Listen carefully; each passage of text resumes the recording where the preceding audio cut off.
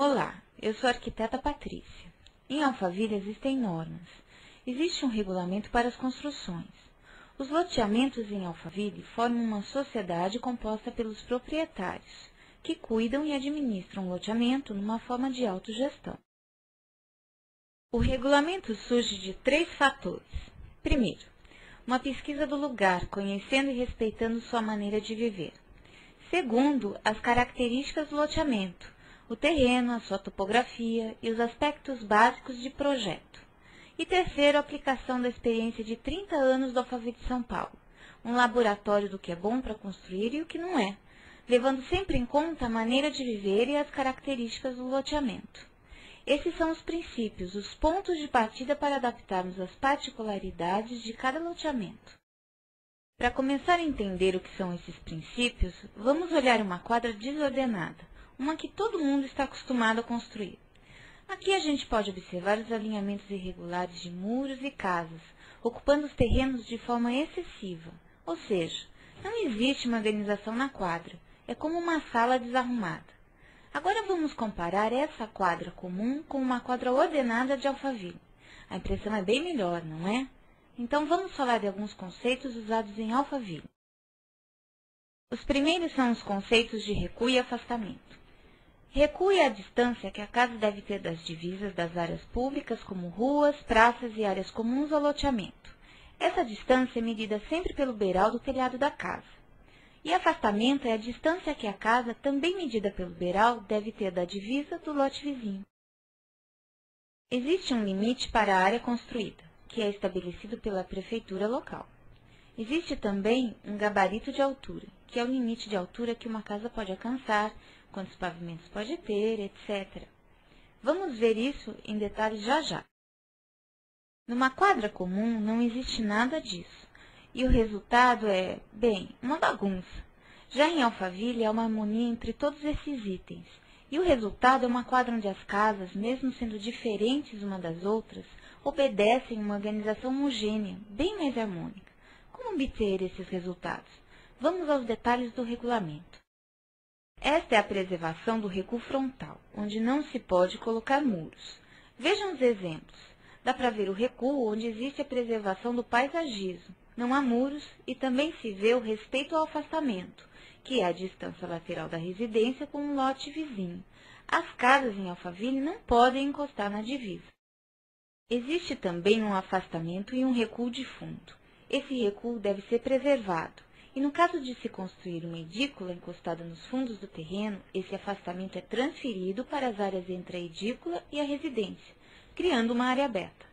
A intenção desses recuos e afastamentos é obter um conforto térmico e acústico para as residências, preservando a ventilação e a iluminação solar. As medidas tomadas a partir do beiral são muito importantes, pois veja o que acontece quando são feitas a partir da parede das casas. Um beiral mais saliente pode bloquear toda a ventilação e a luz. Outro item importante em Alphaville são as construções monobloco. Quando o terreno da casa faz divisa com áreas de preservação, como lagos e parques, a edícula, se existir no projeto, deve se incorporar à casa, para manter o recuo da construção com essas áreas de interesse ambiental. Em Alphaville residencial não existem lotes de esquina, que é quando um terreno tem frente para 2 ruas que se cruzam. Cada quadra é rematada com uma área verde de preservação, e na divisa entre os lotes extremo de quadra com essas áreas verdes, se houver a intenção de fechar o terreno, nós pedimos que seja colocado um gradil. O gradil, ao invés do muro, integra muito melhor o arremate da quadra com o paisagismo de sua residência, criando ambientes muito mais bonitos, além de permitir um recuo um pouco menor da casa com a área verde. Mais um pouco sobre os extremos dos lotes. Os extremos dos lotes são áreas verdes, comuns, preservadas pela sociedade Alphaville, e não se pode fazer entradas de carros ou pedestres por essa área. A entrada de sua casa é pela frente de seu lote, mas você pode ter a frente de sua casa voltada para a área verde, sem problemas. Veja como tudo se harmoniza. Todos esses cuidados não limitam o projeto da residência. Na verdade, a protegem, ao garantir os benefícios do urbanismo de Alphaville. Vejam o resultado final das normas no aspecto final do loteamento. Comparem agora com uma quadra desordenada. Bem, mas e se eu fizer minha casa térrea com uma linda piscina e o meu vizinho construir uma casa de 2 pavimentos e tirar o meu sol? Para conciliar esses 2 projetos, o loteamento de Alphaville regulamentou o controle de altura. Vejam esse exemplo de 2 residências em uma quadra, sem regulamentação de Alphaville. Cada um construiu como quis, sem gabaritos de altura, e mesmo as construções estando distanciadas acabam se prejudicando. Em Alphaville, uma residência pode ter 2 pavimentos acima do nível da guia, e o controle de altura começa recomendando que as construções sigam um perfil do terreno o máximo possível. Depois, usando como referência o nível da guia, é estabelecido um limite de altura, de onde o primeiro patamar vai ser levantado, e também um limite de altura para esse patamar.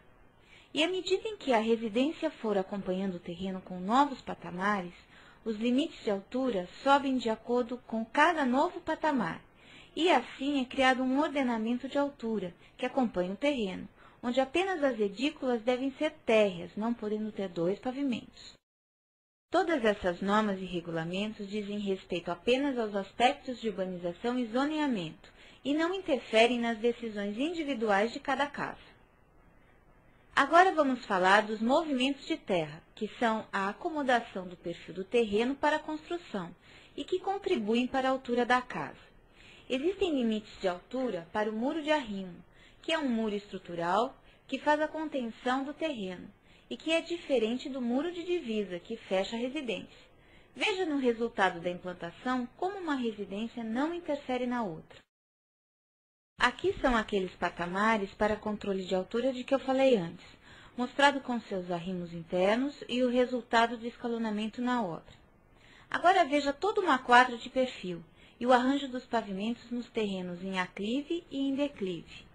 O terreno em aclive tem seu primeiro pavimento, uma edícula de 1 pavimento e o segundo pavimento da residência. O terreno de cima, em declive para o fundo, tem o primeiro e o segundo pavimentos normais, a edícula de 1 pavimento no fundo e pode também aproveitar o desnível resultante para um pavimento inferior, abaixo do nível da guia. Este é o esquema básico para o aproveitamento de pavimentos. Agora uma observação sobre permeabilidade do solo. Toda prefeitura estabelece uma taxa de permeabilidade, que significa a capacidade do solo de reter água, e que é uma área de solo não construída, reservada nos terrenos para absorção da água da chuva. O regulamento de Alphaville respeita essa taxa de permeabilidade estabelecida pela prefeitura. Vamos descer mais um pouco e falar sobre água e esgoto. Em Alphaville, água e esgoto circulam pelas áreas de servidão, que são aquelas áreas não construídas nas laterais dos terrenos, os afastamentos, lembram-se? Aproveitando a queda natural entre os terrenos, o seu vizinho de cima serve-se do terreno mais abaixo, como saída para fazer chegar sua tubulação de água e esgoto até a rua, onde corre a tubulação principal. Ali, embaixo da calçada, em área pública, correm as conexões elétricas e de telefonia, as tubulações de água e, mais abaixo, a rede de esgoto. Por fim, um último regulamento, o regulamento de obras. Ele existe para preservar o bem-estar de quem mora em Alphaville e é aplicado desde a primeira construção. Diz respeito à organização na obra, horários, segurança, padrão de tapumes, limitação de publicidade, etc. Esta é uma obra em Alphaville e esta é uma obra fora de Alphaville. Sentiram a diferença? Veja de novo, nem parece uma obra, não é mesmo? Agora um pouco de história. Esta é uma visão de Alphaville em São Paulo, Residencial 1, nos idos de 70. E esta é a mesma vista hoje, o resultado comprovado de todos esses cuidados com urbanismo e meio ambiente de que estivemos falando. E quem cuida para que tudo isso se realize conforme o figurino? É você, através da autogestão, através de sua contribuição individual e através do compromisso de todos nós com a qualidade de vida.